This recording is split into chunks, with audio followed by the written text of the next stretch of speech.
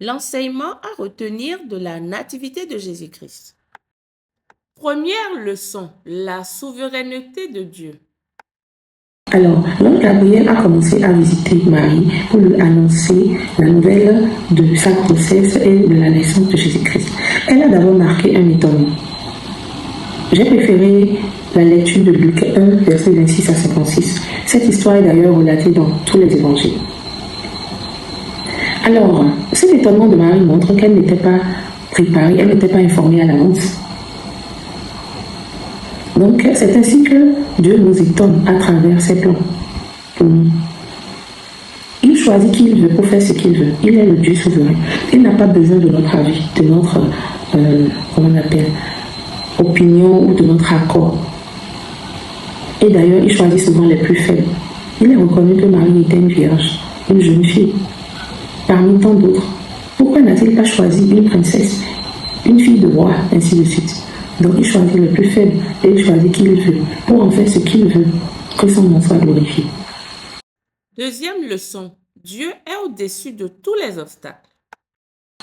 Ensuite, au-delà de cela, il est dit dans l'évangile que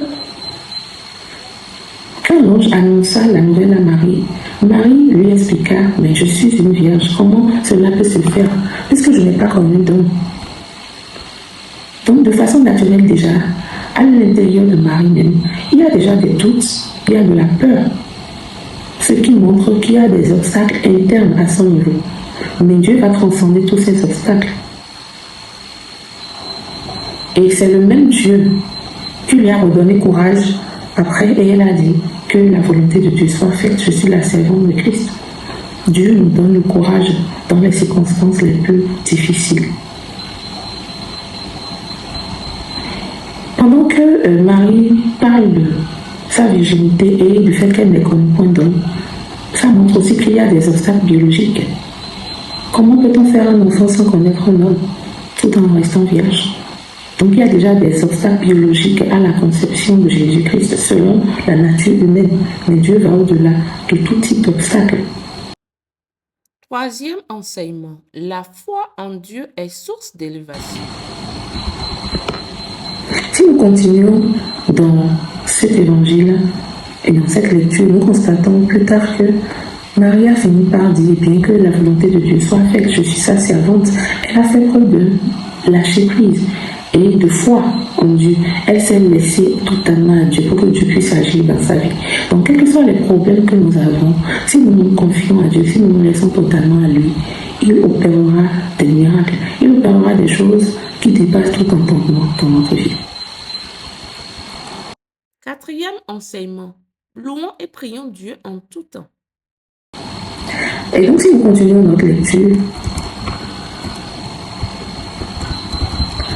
après cette étape de l'échange entre Marie et l'ange, on voit plus tard que Marie est allée visiter Élisabeth. Et quand elle est allée visiter Élisabeth, elles ont échangé et ils ont loué le Seigneur. Elle a dit, mon âme chante la grandeur du Seigneur et mon esprit se réjouit à cause de Dieu mon Sauveur, car il a bien voulu abaisser son regard sur son humble servante. C'est pourquoi désormais, à travers tous les temps, on parlera d'elle, ainsi de suite, et on la dira bienheureuse. À travers toutes ces louanges, Marie a glorifié Dieu. Et après, il est précisé qu'elle a passé 3 mois avec Élisabeth avant de repartir chez elle. Mais qu'est-ce qu'elle serait en train de faire chez Élisabeth pendant 3 mois? Mais louer Dieu. En tout temps, nous devons donc consacrer du temps à louer Dieu, à le glorifier, à prier Dieu. Et il est dit dans Éphésiens 6, verset 18, faites en tout temps par l'Esprit toutes sortes de prières et de supplications. Veillez à cela avec une entière persévérance et priez pour tous les saints. 3 mois chez sa sœur Élisabeth, chez sa cousine Élisabeth, à glorifier Dieu, à magnifier Dieu, à élever son nom. Quoi de plus merveilleux? Faisons donc à l'exemple de Marie. Cinquième enseignement, l'écoute de Dieu concrétise notre destinée. Alors, tout doucement, il a été dit après que Joseph, ayant constaté l'état de Marie, a commencé à faire le projet de la répudier. Mais l'ange est apparu à Joseph et lui a parlé pour lui dire que ce qui est en Marie vient du Saint-Esprit. L'enfant qu'elle a conçu vient du Saint-Esprit. Et Joseph, malgré sa nature humaine d'homme, qui pourrait peut-être continuer à douter encore malgré ce que le Saint-Esprit a dit, s'est calmé et a écouté Dieu. Il a reconnu la voix de Dieu et il a écouté. Il a respecté la volonté de Dieu. S'il ne l'avait pas fait ici, est-ce que nous aurions eu une telle belle histoire qui nous aurait permis aujourd'hui d'avoir cette chrétienté, d'être appelés des petits Christ? Je ne le pense pas. 6e leçon. L'humilité est appréciée par Dieu. Tout n'est que vanité. Si nous continuons dans Matthieu 2, nous pouvons noter que pendant que Marie était enceinte, Joseph et Marie se sont rendus à Bethléem pour pouvoir s'enregistrer dans le registre civil. Cela montre un signe d'humilité, de respect de l'autorité.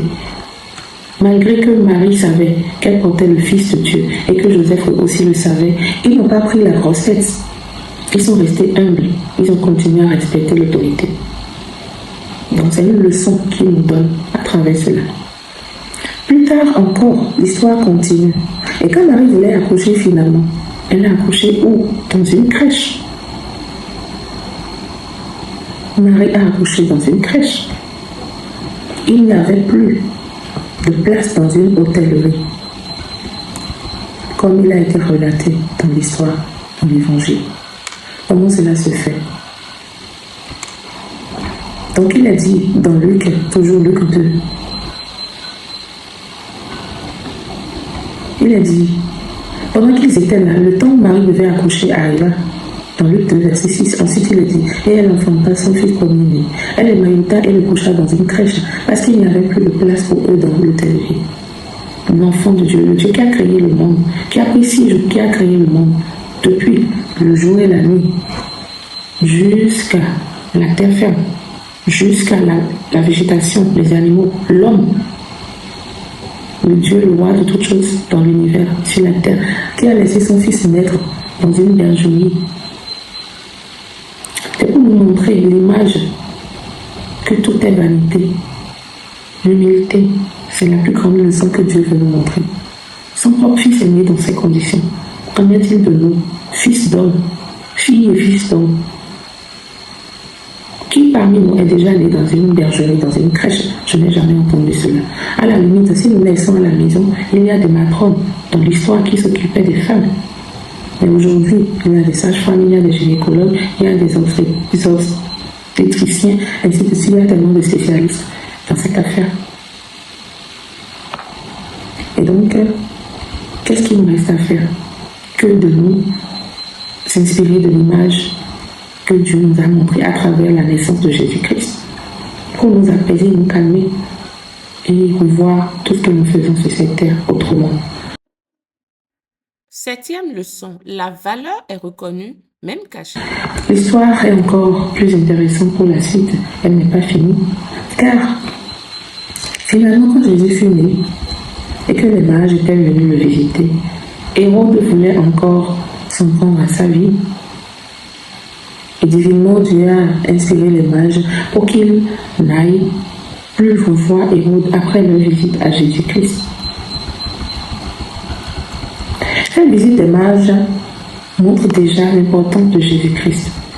C'est-à-dire les mages qui sont censés être des savants en termes d'astrologie, en termes de peut-être de la magie et autres. Ils sont censés être des personnes vraiment reconnues dans le domaine du savoir. Ils sont allés se prosterner devant Jésus. Ils ont reconnu l'importance de Jésus, bien que d'autres personnes ne l'ont pas reconnu. C'est pour dire, quel que soit là où nous sommes cachés, si nous avons de la valeur, ceux qui connaissent la valeur viendront nous chercher. 8e enseignement. Dieu nous sauve de tout danger. Et enfin, Hérode qui voulait s'en prendre à la vie de Jésus-Christ. À ce niveau, l'histoire nous montre clairement que Dieu nous défend, quelles que soient les circonstances. Tant qu'il a un plan pour nous et tant que nous sommes dans sa volonté, il prend soin de nous, il nous sauve. de toute circonstance, de tout obstacle, de tout danger, comme il a sauvé Jésus-Christ, en amenant l'ange qui a dit secrètement à Joseph de prendre l'enfant et de se retirer en Égypte. Et ils y restèrent jusqu'à ce que Hérode fût mort. Et ensuite, l'ange leur dit secrètement de revenir, que celui qui en voulait à l'enfant est déjà décédé.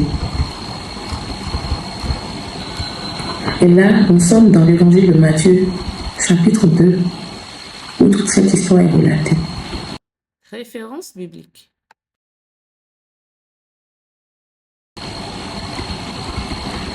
Chers frères et sœurs, prenons donc à cœur de méditer cette parole de Dieu dans Luc 1, versets 26 à 56, dans Matthieu 2, tous les versets de Matthieu 2, et ensuite Luc 2 également, qui relate une bonne partie de la naissance de Jésus-Christ dans la crèche. Nous remercions donc Dieu et à très très bientôt.